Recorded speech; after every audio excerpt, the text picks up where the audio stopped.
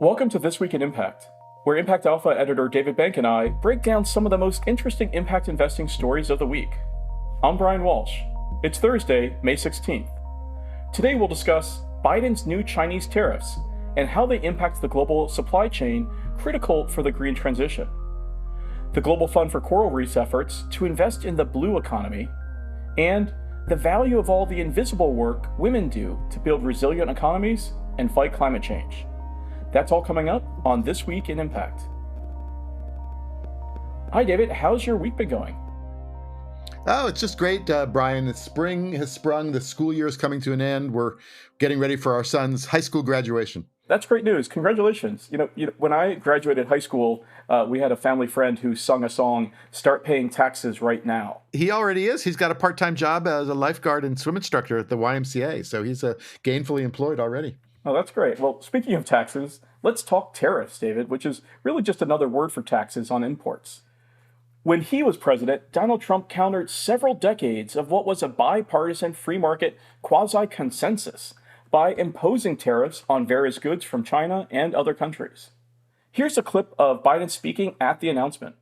Steel and aluminum, semiconductors, electric vehicles, solar panels, the industries of the future, and even critical health equipment like gloves and masks. China heavily subsidized all these products, pushing Chinese companies to produce far more than the rest of the world can absorb, and then dumping the excess products onto the market at unfairly low prices, driving other manufacturers around the world out of business.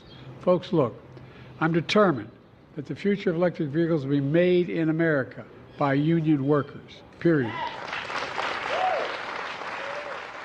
In a guest post in ImpactAlpha, Anil Achuta and Tina Tozakowong of climate tech VC TDK Ventures cautioned that material-intensive clean tech relies on the free trade environment that has prevailed since the end of the Cold War.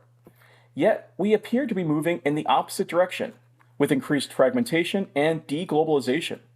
David, why do increased trade barriers, like Biden's expanded tariffs on Chinese-made clean energy products, threaten emission reduction goals?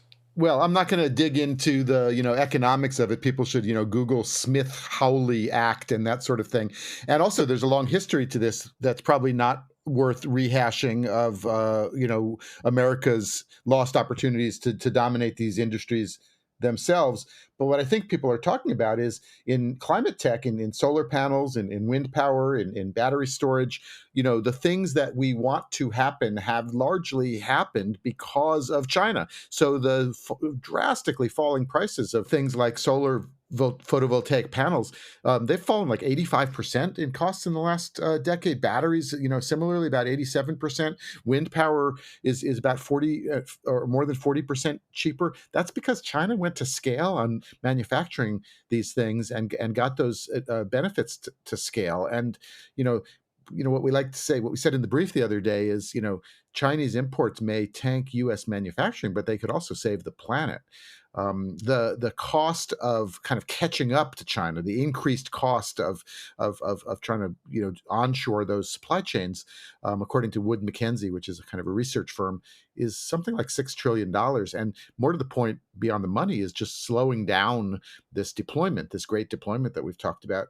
In large measure, depends on cheap Chinese solar panels. So I understand, the politics and the election year exigencies that Biden is facing, but the rollout at an environmental, ecological, climate change level is arguably more important. And what's interesting is that were Trump to win this election, he would probably end a lot of Biden's industrial policy in some way around increasing the investments from the government in the green economy with the Inflation Reduction Act. But he would certainly probably keep and extend these tariffs. Well, yeah, because everybody's out anti-China-ing each other. But what's interesting is, Europe and other countries were crying foul when the U.S. Rolled out the subsidies in the Inflation Reduction Act that were going to advantage U.S. industries in some of these fields. And now the U.S. is crying foul with China. And, at some level, we would rather see a kind of race to the top, not, trying to slow each other down. Well, there's also an opportunity here, and that's what we always look for here at ImpactAlpha. And in the piece, Achuta and Tozakowong argue that as these trade wars heat up, climate investors should really look to back homegrown so-called challenger technologies. Now, David, what do they mean by challenger technologies? And can you walk us through some promising examples? Well, it's just a kind of an age-old, business strategy, which is if you're if you're down to 3% in a market, maybe don't fight your battle from that small footprint, but change the game and go up market to where there's new technologies, new innovation, the possibility to disrupt something else and then dominate a new market. And arguably, that's what America, Silicon Valley technology is good at. So they're just saying, don't fight yesterday's battles, but move forward. And the examples they use, the ultimate one, of course, is fusion power and maybe even wave energy, not yet commercial. But a lot of things are really moving up that scale quite quickly towards commercialization, but are not yet dominated by China. So if China dominates lithium-ion batteries, maybe North America or the U.S.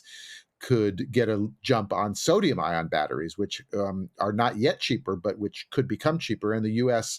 is has some of the largest deposits of soda ash, where that sodium carbonate is derived from. Sodium carbonate being to sodium ion what lithium carbonate is to lithium ion. And so there are new battery technologies coming along. There's even a new generation of modular, small modular nuclear reactors that are, shed many of the risks of the large ones, that have largely been stalled for decades, but that could power, offsite manufacturing, construction. They have much smaller footprints and lower environmental impact. Green ammonia, which has promise in aviation, shipping, long distance trucking, and compressed air energy storage, which turns out to be a possible solution for really, storing energy for the long term, batteries being maybe the short term solution. So move up market, move to the new frontiers, move to the white spaces as they were, where the global competition is not yet so established. All right, well, that sounds like a good playbook. Let's take a break there, and when we come back, we'll discuss what it will take to protect coral reefs and oceans amidst rapid climate change. I'm Eric Carmen Gonzalez, ImpactAlpha's Director of Subscription Growth. Ever feel like there's so much happening it's hard to keep up?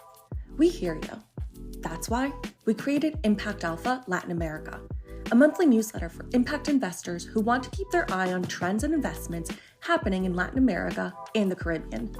Follow the money and connect with agents of impact powering Latin America's impact economy. Visit our Instagram page @ImpactAlpha and click on the link in our bio to sign up. David, the cornerstone of the ocean economy is coral reefs. These are some of the most diverse and valuable ecosystems that support thousands of underwater species, from young fish to oysters, clams, crabs, and sea urchins. Seafood that billions of people rely on for sustenance and employment. This represents trillions of dollars of value. For years, scientists have been sounding the alarm with studies foreshadowing the bleaching, death, and collapse of these fragile reefs. And now, global worst-case scenarios are being exceeded. While governments work on efforts to protect continued pollution impacting coral reefs, some impact investors are stepping into the breach. Rudy Sonantes had a Q&A this week with Dale Galvin with the Global Fund for Coral Reefs to talk about his approach to investments which protect vulnerable coral reefs and coastal communities, particularly in the Global South. Can you highlight some of what we learned? Well, Brian, as you said, the situation with the reefs is one of these, maybe not so slow rolling environmental calamities. It's a little bit out of sight because it's underwater, but they're essentially the nurseries for most, ocean life and biodiversity and ecosystems. And they're collapsing. Essentially 90% of them are threatened if we hit the 1.5 degree threshold, which we're, hard upon, and essentially all reefs will be dead if at the 2 degrees. So it's a true calamity. The question has been sort of how to invest in their restoration, and this global fund for coral reefs is an effort to answer that question. And essentially, it combines a technical assistance kind of grant fund and then essentially a private equity fund to try to bring private capital to bear on something that has kind of been largely outside of the impact investing world of the private capital world altogether. And they're about a third of the way there to a $750 million goal. So they're not really there yet. There's some interesting catalytic elements to it. The Green Climate Fund has backstopped it with $125 million of first loss capital, that sort of thing. So it's essentially an experiment in innovative and catalytic finance to bring private capital to bear on a immense and urgent environmental challenge.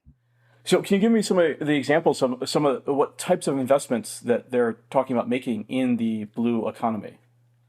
One that's directly on point is a company called Carbon Wave. And, there's a kind of epidemic or a infiltration of sargassum in the Atlantic in particular. It's this brown algae. It's growing out of control, and it's messing up the ecosystems, also getting tangled in ships and that sort of thing.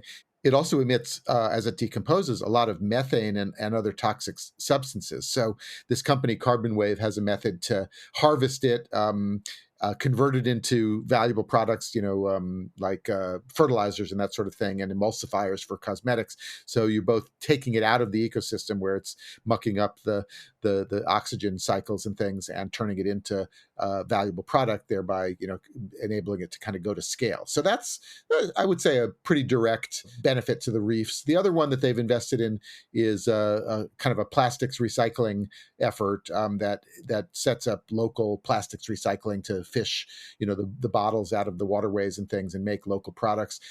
Also good and solid effort.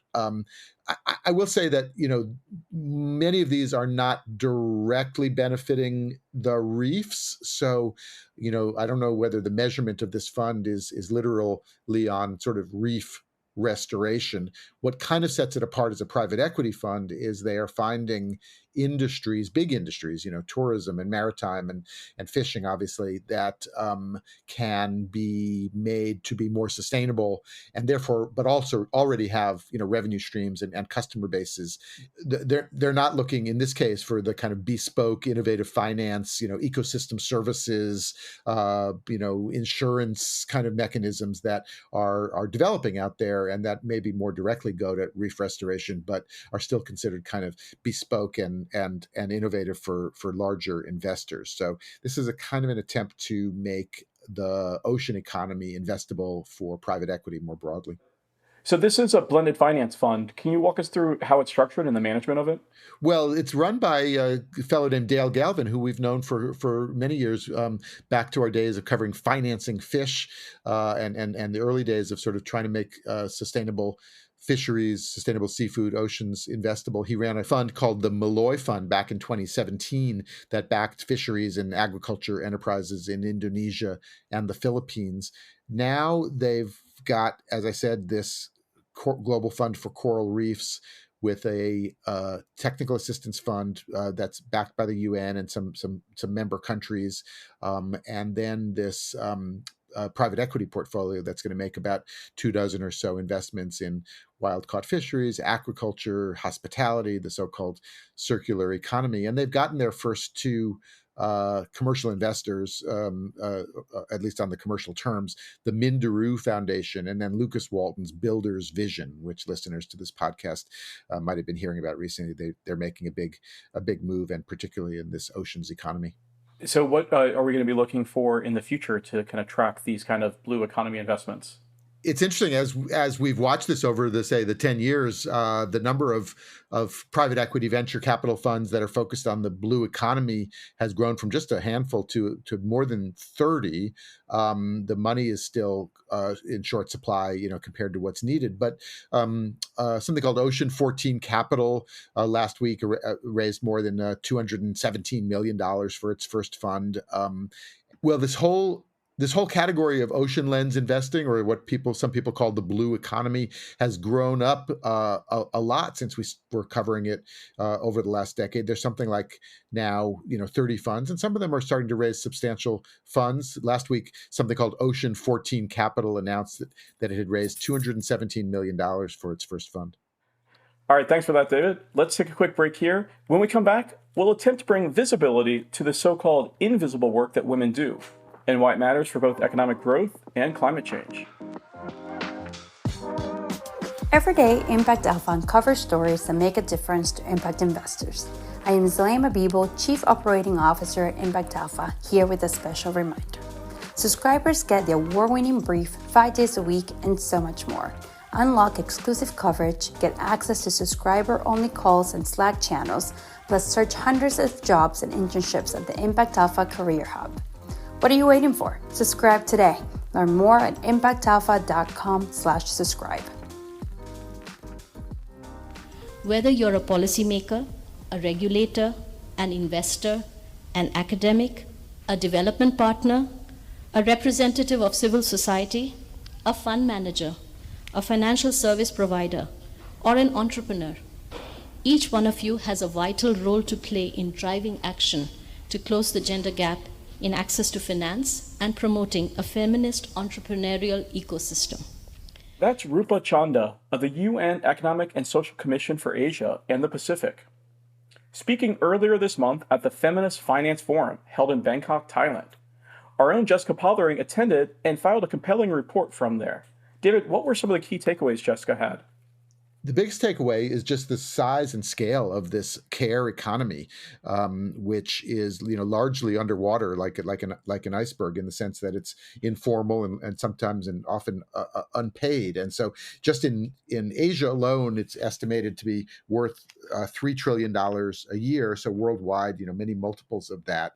And I guess the thesis is that if that was sort of made more visible, valued, counted, it would drive a whole set of different kinds of arrangements, both public policy type arrangements, but also workplace arrangements, also possibly household arrangements, and kind of rebalance, as they say, this kind of care diamond between unpaid, mostly women's work, the government and public policy, the market, and then also obviously nonprofits and other kinds of civic society arrangements, and then also rebalance it between men and women. So if you start working a large number like $3 trillion through a marketplace, you can come up with some interesting new arrangements. So this gender gap in the care economy, how does that lead to the gender gap in access to finance for women? Well, it just, once you start, peeling the onion apart, you find that, the fact that women are primarily responsible for, childcare, for elder care, for healthcare, more broadly, has all kinds of ripple effects, keeping them out of the workforce or holding them back from career advancement. Therefore, the employers, and it's not just the lower livelihoods for women, which are well known, but employers are losing valuable talent. And both actually people leave their jobs because they have care responsibilities, but even when they're on the job, kind of the psychic toll it takes to be worrying about what's going on back home turns out to be a real productivity killer as well. So governments can get a handle on this by with more paid child leave, paid maternity leave, paid paternity leave. Even things like universal basic income could be kind of attributed to a way to compensate for that unpaid care, and thus provides a kind of basic livelihood that tends to boost economies from the bottom, and then companies also can take advantage by thinking through their own human capital policies and providing the kinds of support that make the women in particular, but not only women. Men have care responsibilities too, and it's probably about 2 to 1, but that one is significant as well. So make all their workers be able to have that life work balance that everybody talks about, and particularly in the sense of being able to take care of what are valuable and valued services, perhaps the most valued, which is taking care of people you love. And Jessica also pointed out that this care economy and gender intersects with climate. Can you walk us through how climate and gender intersect? Well, again, it's one of these multi-layered and multifaceted things. The notion that women are more disproportionately affected by climate calamities and climate costs. Even down to things like the bridges getting washed out, so now the kids can't get to school, or the mothers have to take them across the river somehow to get them to school. So things that are are seen as just sort of general climate calamities, tend to have disproportionate impacts on women. And the notion is that thus climate resiliency, not to mention climate mitigation, but certain climate resiliency also has disproportionate benefits for women. And then if you play that logic out one more step, you'd say that it's not just sort of a kind of victimization narrative of women being more hard hit.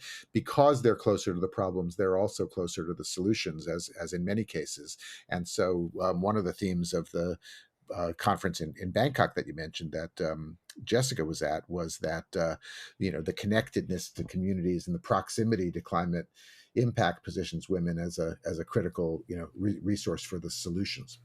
And one of the most interesting facts that Jessica pointed out in the piece that really blew me away was that women still control less than 2% of invested capital worldwide, whether as asset managers or startup founders. What's your take on that?